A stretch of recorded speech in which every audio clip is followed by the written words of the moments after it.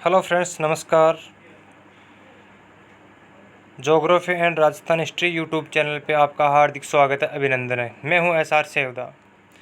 हमारी बात चल रही थी राजस्थान जोग्राफी को लेकर, जिसमें हमने अभी तक देखा था कि राजस्थान के संपूर्ण पार्ट्स को केवल 2 पार्ट के आधार पर उनका अध्ययन करना। इसी मैटर पर हमारी जो जोग्राफी का पार्ट है वो राजस्थान जोग्राफी का 70 से 75% तक का मैटर कवर होगा। इसमें हमारा एक पार्ट कंप्लीट हो चुका है, उसी के आधार पर हम अगले पार्ट की बात कर रहे हैं।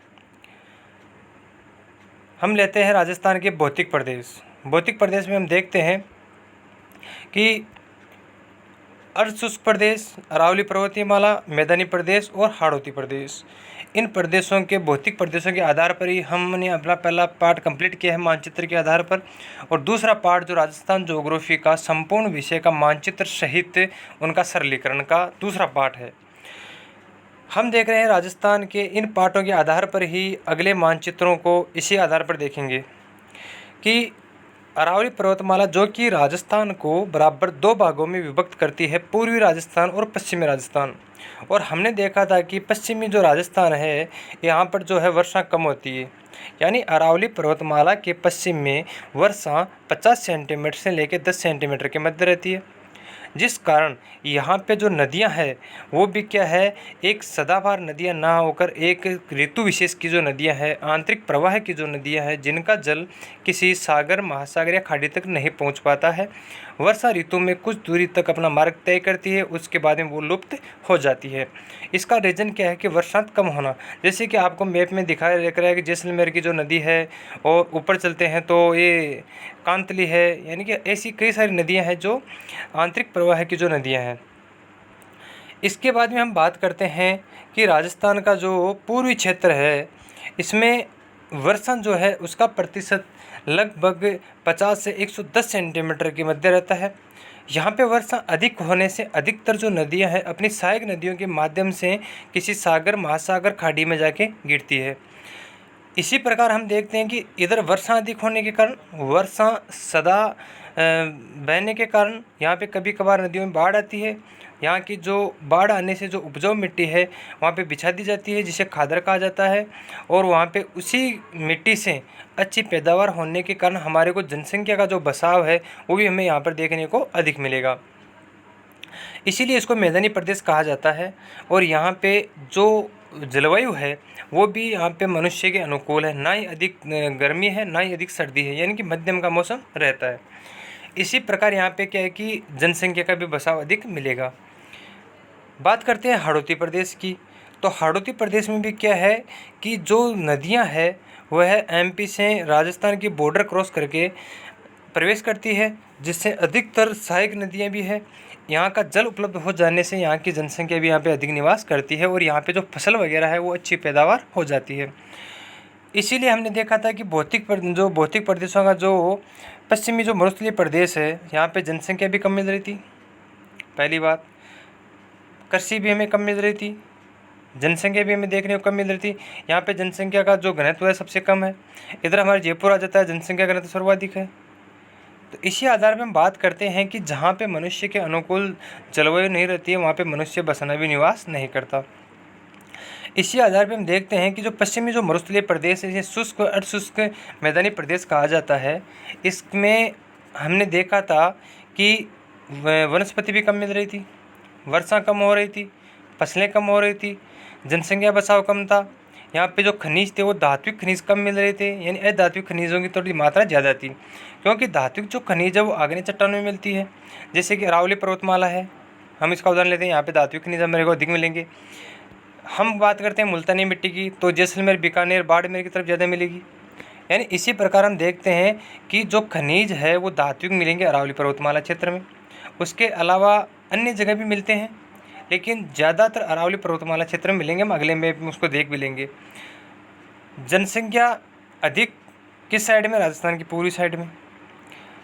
नदियाँ प्रवाहित किस साइड में? पूर्वी राजस्थान में। यानी अधिकतर जो वर्षा है वो भी पूर्वी राजस्थान में ज़्यादा होने के कारण नदियाँ भी यहाँ पे सर्वाधिक बहती है। अगली बात करते हैं राजस्थान के अपवाह तंत्र की। तो हम देखते हैं कि इस मैप में हमें स्पष्ट दिखाई दे रहा है कि जो अरावली पर्वतमाला है इसके पश्चिम में अधिकतर नदियाँ नहीं होने के कारण ये हमें खाली दिखाई दे रहा है, जबकि पूर्वी राजस्थान में हमें नदियों का जाल दिखाई दे रहा है, क्योंकि यहाँ पे वर्षा का परसेंटेज भी क्या है, 50 से 110 सेंटीमीटर के मध्य है। अब हम अगली बात करते हैं राजस्थान के प्रमुख धात्विक खनिज, जिसमें हमने पहले भी बात की थी। जो धात्विक खनिज है वो अरावली पर्वतमाला क्षेत्र में हमें ज़्यादा देखने को मिलेंगे। यहाँ पे हम देखते हैं सूची के अंदर कि पहले बता रखा है तांबा। अब हम देखते हैं तांबा का जो डायग्राम है, इस डायग्राम के आधार पर हम देखते हैं कि तांबा जो है किस क्षेत्र में सर्वाधिक मिल रहा है। तो तांबा देख लीजिए, ऊपर झुंझुनू में ज़्यादा मिल रहा है, अलवर में मिल रहा है, कुछ मात्रा में जयपुर में है। उसके बाद में देखिए अरावली पर्वतमाला का क्षेत्र, इसके अलावा ज़्यादा दूसरा क्षेत्र नहीं है, धात्विक खनिज है। इसके बाद में करते हैं सीसा जस्ते की बात। तो सीसा जस्ते भी देख लीजिए आप, सीसा जस्ता में मिल रहा है, सिक्कर में मिल रहा है, अलवर में मिल रहा है, अजमेर में मिल रहा है और राजसमंद में मिल रहा है।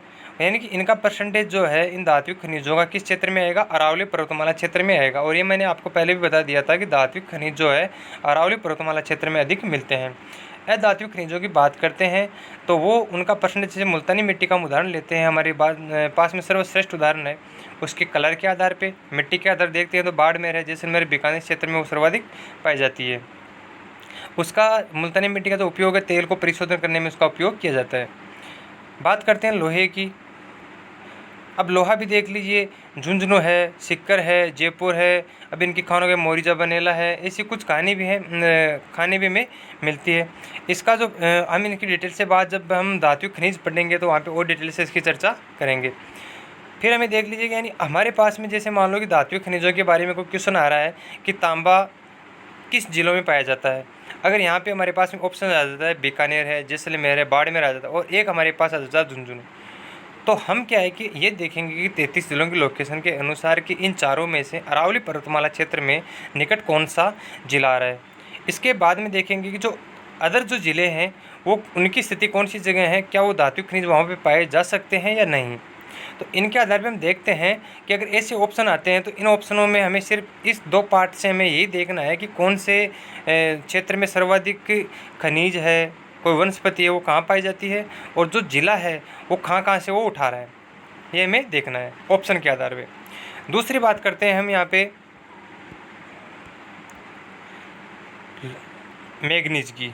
तो जहाँ पर भी त्रिभुज का डायग्राम है वो वहाँ पे क्या मिलेगा, हमारे को मैग्नीज मिलेगा। मैग्नीज मान लीजिए बांसवाड़ा है, कुछ हम चलते हैं राजसमंद में मिलता है, कुछ हम चलते हैं तो पाली में मिलता है, और हम आगे चलते हैं तो इधर यहाँ पे इसका जो मैग्नीज इसका जो क्षेत्र है वो सर्वाधिक कम है, सबसे कम है। सर्वाधिक इसका जो क्षेत्र है वो किधर है, बांसवाड़ा में, यानी दक्षिणी राजस्थान में सर्वाधिक क्या मिलता है, मैग्नीज मिलता है।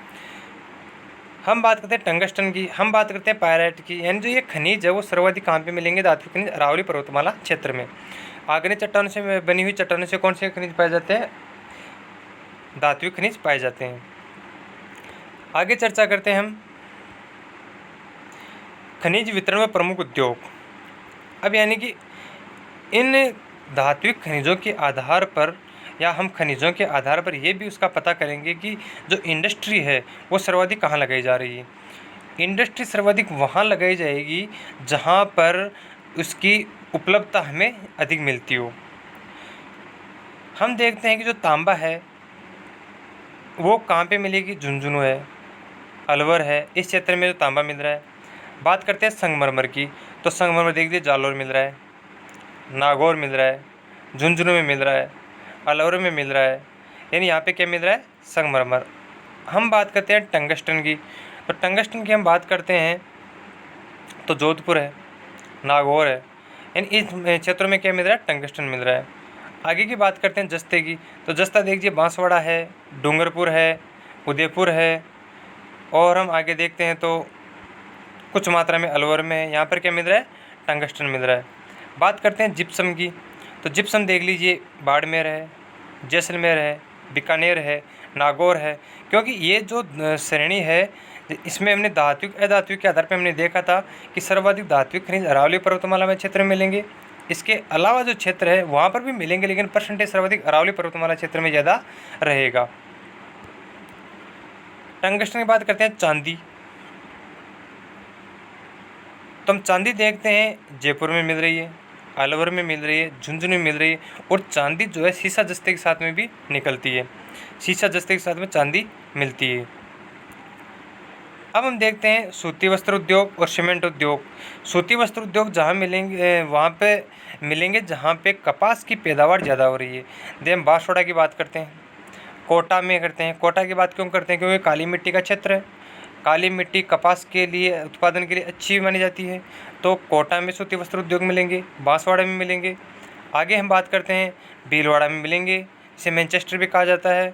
अजमेर की बात कर लेते हैं और ऊपर करते हैं श्री गंगानगर की बात। यहाँ पे क्या है कि कपास सर्वाधिक उत्पादन होने से यहाँ पे जो सूती वस्त्र उद्योग है इनकी इंडस्ट्री यहाँ लगाई गई है।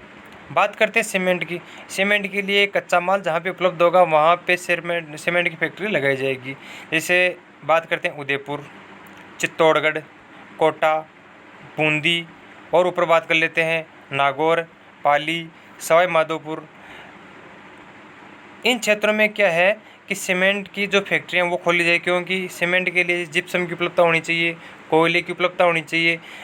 इस प्रकार जहाँ पे कच्चे माल की उपलब्धता होगी वहीं पर इंडस्ट्री लगाई जाएगी। बात करते हैं सूती वस्त्र उद्योग की, जहाँ पे सूती इस कपास की कृषि जहाँ की जाएगी वहाँ पे सूती वस्त्र उद्योग के में कारखाने ज़्यादा मिलेंगे। कपास की पैदावार के लिए हमें पता है कि पानी की उपलब्धता होती है, तो यहाँ पे पानी भी उपलब्ध है। फसल अच्छी होती है तो यहाँ पे कपास अच्छी हो जाती है। तो इसीलिए यहाँ पर इन क्षेत्रों में क्या है कि कपास की इंडस्ट्री भी लगाई गई है। और सीमेंट के लिए जहाँ पर इनको कच्चा माल उपलब्ध होगा वहाँ पे सीमेंट की फैक्ट्री लगाई जाएगी। इसी के भौतिक प्रदेश के आधार पर हमने देखा था कि धातु खनिज कहाँ पे है, वहाँ पर इसकी इंडस्ट्री लगाई जाएगी। बात कर लेते हैं अधातु खनिज है, उनका प्रसार थोड़ा ज़्यादा मिलेगा तो वहाँ पर ही उनकी इंडस्ट्री लगाई जाएगी। फसल के आधार पर अगर कोई उद्योग खोला जा रहा है, जैसे मान लो खांडसारी उद्योग है, सूती वस्त्र उद्योग है आदि, ऐसे जो तेलीय उद्योग है, यानी इनका उत्पादन कहाँ किया जाएगा? जहाँ पे इनकी कृषि की जाएगी। और कृषि कहाँ की जाएगी? जहाँ अच्छी मिट्टी उपलब्ध होती हो वहाँ पे इनकी कृषि की जाएगी। आगे बात करते हैं राजस्थान की जनसंख्या घनत्व। हमने बात की थी कि जो अरावली पर्वतमाला है इसके पश्चिम में जो है क्षेत्र, यहाँ पे जनसंख्या कम मिलेगी। पूर्वी क्षेत्र यहाँ पे जनसंख्या की बसावट में अधिक मिलेगी। और इसमें भी किस क्षेत्र में ज़्यादा मिलेगी? जहाँ पर मैदानी प्रदेश होता हो। मैदानी प्रदेशों में जनसंख्या बसाव सर्वाधिक मिलता है। इसके बाद में जो मरुस्थलीय क्षेत्र है, जहाँ की जलवायु मनुष्य के लिए अनुकूल नहीं है, वहाँ पे मनुष्य कम रहना पसंद करता है।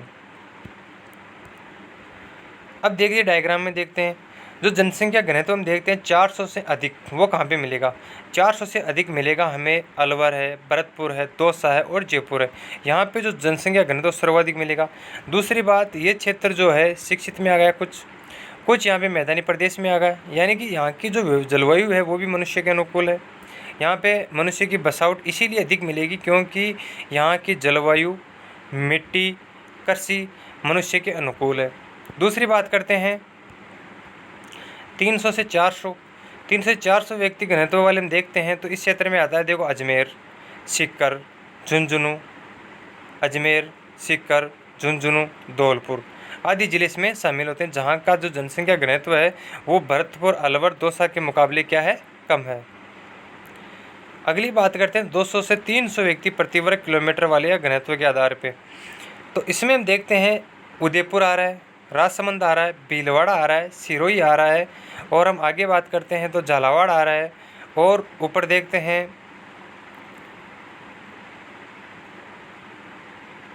करौली आ रहा है और सवाई माधोपुर आ रहा है। इन जिलों में जो जनसंख्या घनत्व वो क्या है? 200 से 300 है। अगली बात करते हैं 100 से 200 की। तो ये जो जनसंख्या घनत्व वो हमें मिलेगा, इधर हम देखते हैं तो 12 है, बूंदी है, चित्तौड़गढ़ है, बांसवाड़ा है, प्रतापगढ़, और नागौर है, जोधपुर है, पाली है, चूरू है, हनुमानगढ़ है और गंगानगर है। तीसरी बात करते हैं 100 से कम, इसमें मरुस्थलीय क्षेत्र पूरा आ जाएगा।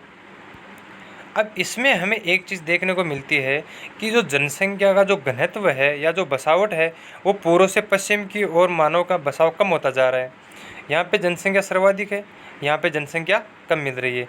यहाँ पे जो अरावली पर्वतमाला क्षेत्र आ गया, यहाँ पे जनसंख्या अधिक मिलने का कारण मैंने कहा था कि भौतिक प्रदेश के आधार पर आप हर पार्ट का डिवाइडेशन कर सकते हैं। उपजाऊ मिट्टी है, मैदानी प्रदेश है तो यहाँ पे जनसंख्या बसाव भी क्या मिलेगा, अधिक मिलेगा। अब पश्चिम की ओर चल रहे हैं तो जनसंख्या हमें धीरे धीरे कम होती हुई नज़र आ रही है। ये हमारे जो जनसंख्या बसाव की बात कर रहे हैं, हमारे भौतिक प्रदेश के आधार पर इसका डिवाइडेशन हो रखा है। अब इसमें हमने देखा है कि भौतिक प्रदेश के आधार पर ही जनसंख्या घनत्व किस प्रकार का पाया जा रहा है। अगली बात कर रहे हैं हमने खनिजों के आधार पे और उद्योग धंधों के आधार पे बात की है, और फिर हमने बात की धात्विक खनिजों के आधार पे, और फिर हमने बात देखी थी अफवाह, और फिर हमने देखी थी राजस्थान की जो नदियाँ हैं ये किस क्षेत्र में सर्वाधिक है। इसका हम अगर एक साथ अध्ययन करना चाहे, देख रहे हैं कि जो नदियाँ है, जनसंख्या बसावट है, और जो कृषि है, जलवायु है, इसका डिवाइडेशन किस प्रकार हो रखा है, वर्षा वितरण किस प्रकार है, ये सारे भौतिक प्रदेश पे डिपेंड कर रहे हैं। ये हमारा दूसरा पार्ट कंप्लीट होता है इसी के आधार पे। और इस अब जो अगला पार्ट रहेगा उसमें जो पशु जनसंख्या है वो भी आएगी। पशु जनसंख्या एकमात्र ऐसा पॉइंट रहेगा जो इस मनुष्य जनसंख्या के विपरीत पाई जाएगी। इसका रीजन क्या है वो हम अगले पार्ट में इसका अध्ययन करेंगे। ठीक है, सभी को नमस्कार, राम राम साहब। चैनल को लाइक करें, सब्सक्राइब करें और शेयर करें।